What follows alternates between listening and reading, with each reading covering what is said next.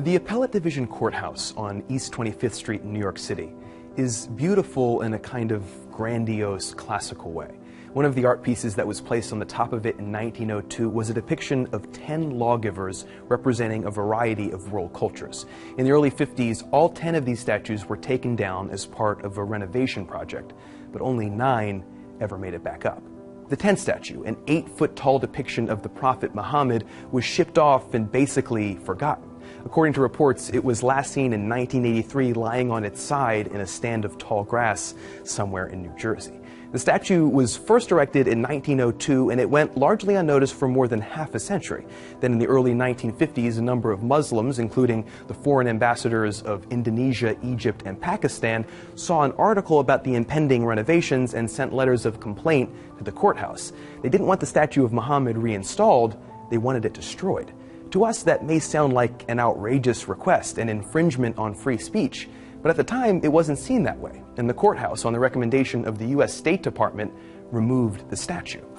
If you take from the equation the political context that modern-day terrorism and fear-mongering have created, the decision to do this and the request that led to it seems totally within reason.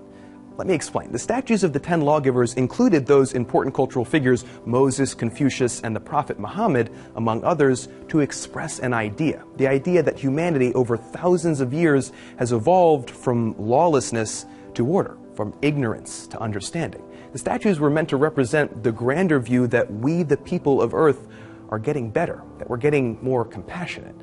In that respect, removing the statue of the Prophet Muhammad not only makes sense, it's proof of the idea that the initial piece of art was created to represent. It shows that we can be more compassionate to each other, that we can have a broader understanding of other people and other cultures. Which is a good story, but it's a story that's not finished yet. According to reports, the offensive statue in question wasn't actually destroyed like the embassies had requested. Instead, it was put in a crate and trucked off to a stone company in Newark, New Jersey, then ostensibly lost outside of supposedly being seen in that field at one time in 1983. The point is, we may have been ready to remove the statue from a building in 1955 without much fanfare, but we were still a long way off from fully accepting the need for cultural sensitivity, and we may never get there. Right now, in the hallowed halls of the United States Supreme Court, hangs another depiction of lawgivers. This one shows 18 figures instead of 10, and it includes more modern lawgivers like Sir William Blackstone and Chief Justice John Marshall. But it also includes older figures too, like Moses, Confucius, and yes, the Prophet Muhammad.